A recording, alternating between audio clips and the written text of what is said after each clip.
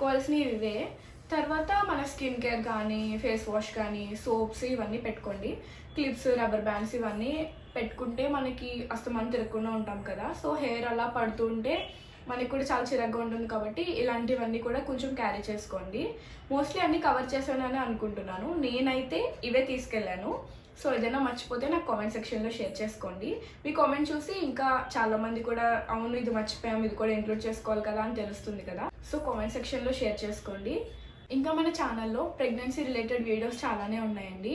Normal డెలివరీకి కొన్ని tips అయితే షేర్ చేసుకున్నాను. అలానే ఏ మంత్లో ఏ స్కాన్ తీపించుకోవాలి, ఆ స్కాన్స్లో ఏముంటుంది అని క్లియర్గా ఒక వీడియో చేశాను.